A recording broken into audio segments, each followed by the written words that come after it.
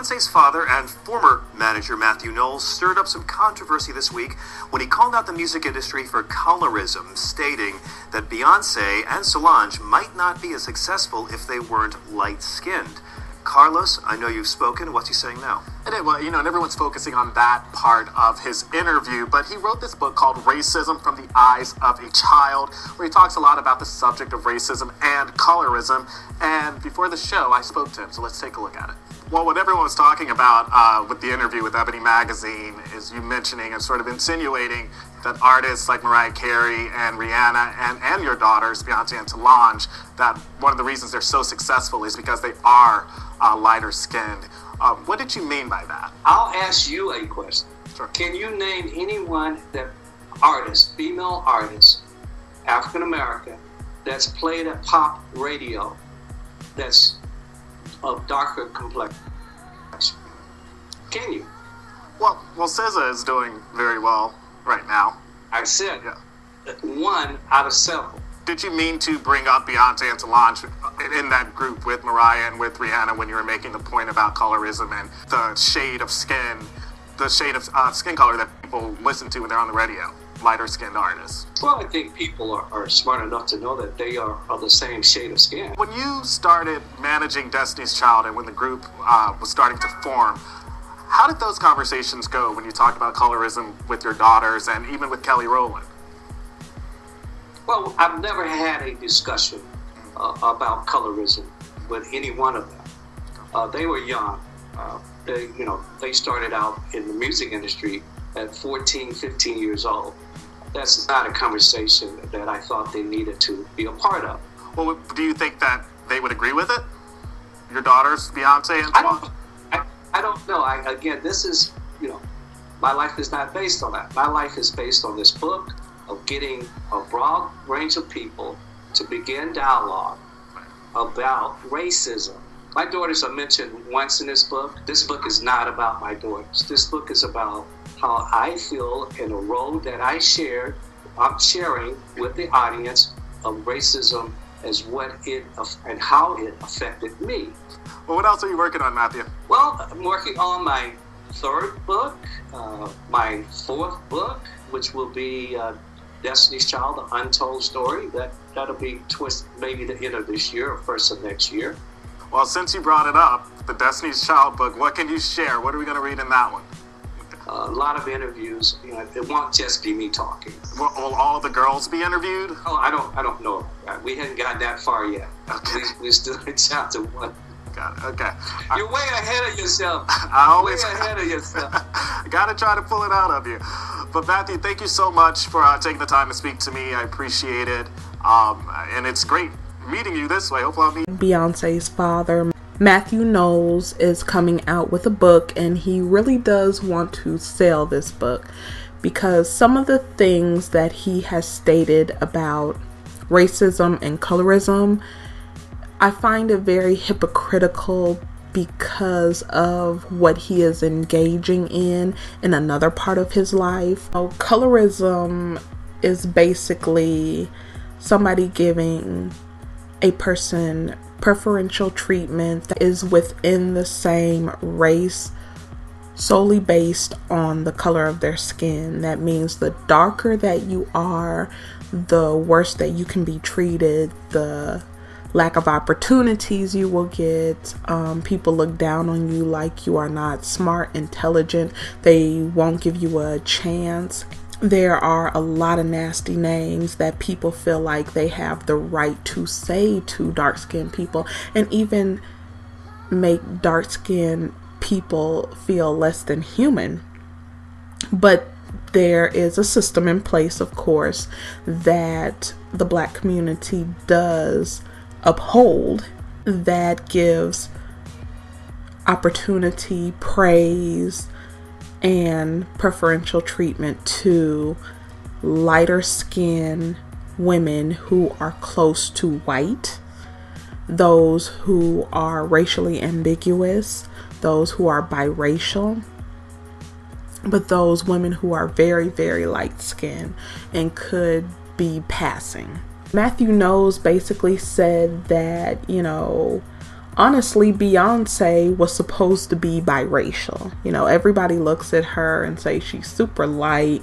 You know, she must have something mixed, but her mother's Creole and she thinks of herself as a black female and identifies as black. And Matthew Knowles stated that when he saw her, he thought that she was a white woman. But he only dated white women and light-skinned black women who appeared to be white. So not even just light-skinned women. I know light-skinned women, you can tell they're black, but he's saying a woman who her features look close to whiteness or European. That's what he would go for. Being a dark-skinned male, because he didn't want to replicate himself. He didn't want to bring in the world someone that looked like him, whether it was a male or a female. And like I said, I talked about suicidal tendencies with black males and colorism, because if you're going after these non-black women or these women who can pass for white, light, bright, and white, then what it is you have a deep-rooted issue within yourself. You don't like yourself, you don't like your skin tone, and you've been indoctrinated in this country, and you do believe that if you get something close to whiteness, close to a European look, that you will be more successful, that people will look at you different, that you'll get more opportunity, and also people don't want to pass on the things that they had to go through as a dark-skinned person. He was born in 1952, which I do understand that there was a lot of things going on back then that a lot of us we haven't experienced that brand of prejudice and racism. So you can take a look at Michael, you can take a look at quite a few black males and their mentality during that time and what they gravitated towards. Because even with my father, he's a dark-skinned man like Matthew Knowles, and my mother, she's light-skinned, and he was born in the 1940s. So yeah, around that time all of that was going on, and it was very hard, and that was their escapism, thinking that, being closer to something lighter and brighter would give them more opportunity, or they had this lust for something lighter and brighter. But like I said, to me, it kind of looks like suicidal tendencies that you wouldn't want to replicate, like even a son that looks like you. Like, you don't want your children to even resemble you, where someone could walk up to you and say, wow, your son looks just like you, or your daughter looks just like you. It's actually very sad. He said that when he was growing up, that his mother would say, don't bring a nappy-headed black girl to her house.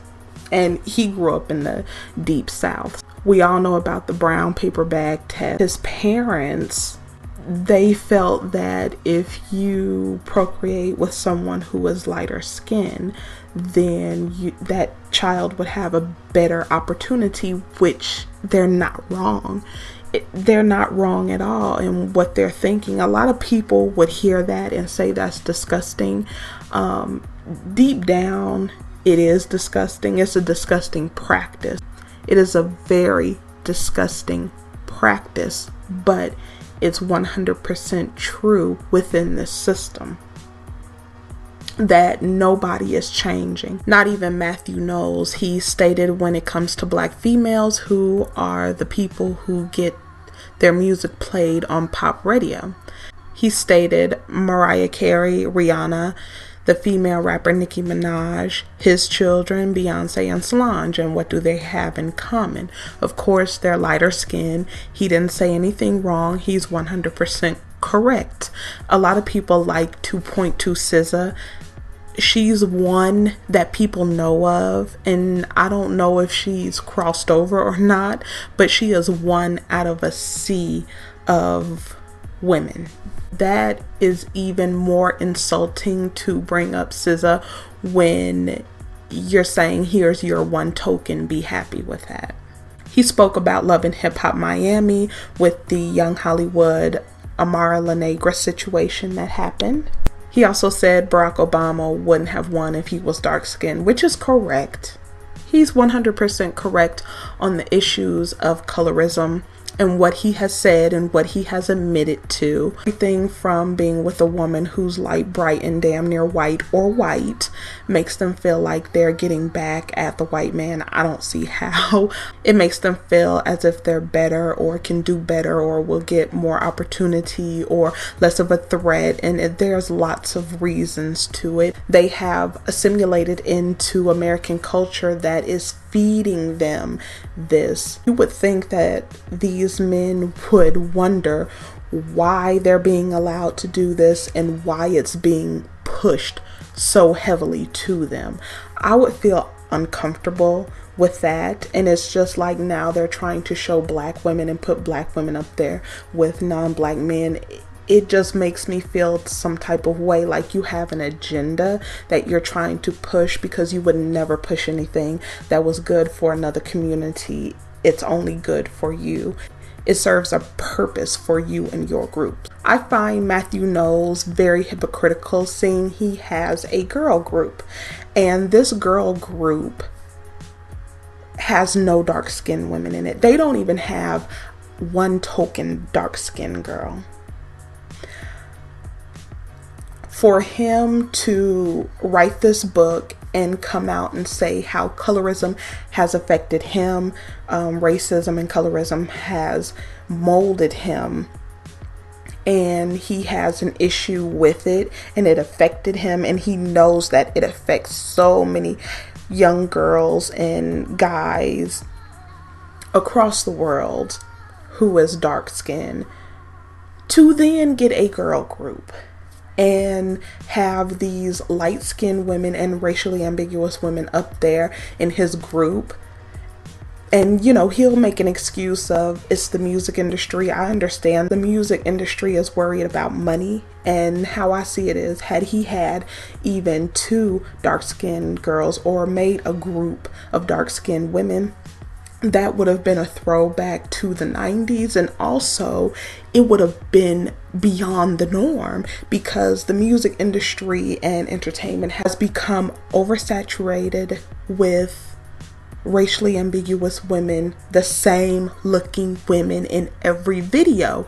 It starts to get old, it starts to get stale. So he could have went totally against the grain and came out with 3 dark-skinned women, or even putting 2 talented, beautiful dark-skinned women in the group, and people would have taken a look, because they would have been like, hey, this is different. This is something we haven't seen anymore. But again, he plays to that system of colorism. He wants to benefit off of it, and it doesn't affect him to the point that he wants to even step up and make a change. So I really can't give him a cookie for coming out and saying this. I mean, the truth is the truth, and that's what he told. He told the truth.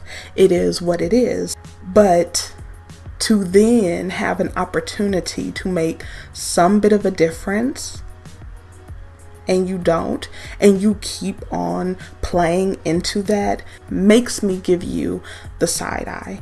It kind of makes you think what happened with Destiny's Child, with some of the girls that were in the group, and then the girls that he ended up replacing them with. You know, I wonder if colorism even played into that situation. But then going back to his new group, he has a dark-skinned daughter. What is she going to think seeing this group, not being able to see herself represented, just a handful, if that? He had an opportunity to put an image up there for young girls who were darker skinned to see themselves and to see themselves in a successful group, talented, in a positive image.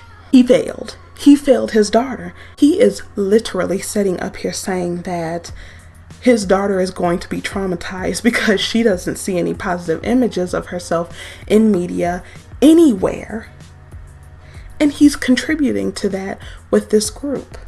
I can understand that he experienced discrimination, bigotry, and racism in the Deep South during that time. I understand that. And also to have your parents in the home telling you certain things about young black girls, and then seeing your environment and seeing the black community the way it is. But what really gets me is the very woman that you want to get with is the one who contributes to this environment. It's not a matter of us wanting to be in this environment. It's the fact that these people work together to put us in this environment. And that just blows my mind every time that you want to get as close as you possibly can to the very people who are the reason for your community being the way it is. That you would totally just disregard women who look like you, who you came from, who birthed you into this world. You could take your first breath. Women who have been put in this situation, and you look down on them for being, victims of the system in the country is beyond me. And then to perpetuate colorism by bringing up a girl group that your daughter could be looking at, and she may like the group, like the song, but she will never see herself there, and she will think she's less than, and that's going to have a mental effect on her. I don't get it. Especially being in the situation he is in, having the pool he is in, and being able to make a difference like that. But like I said, he's just another hypocritical black male. He made the black woman of his dark-skinned daughter a baby mama. At the end of the day, I do believe that after everything is said and done, he is going to end up settling down with the blonde hair, blue-eyed white woman he has always wanted, and that has been in his dream for years. But I'll go ahead and leave it right here. Let me know what you think about Matthew Knowles' statement. Do you think it's just to sell his book? Do you think he is being honest, or is it just about money? And what do you think about his daughter possibly idolizing a girl group that doesn't even represent her, seeing how he has so much pull in the industry? And I will see you in the next one.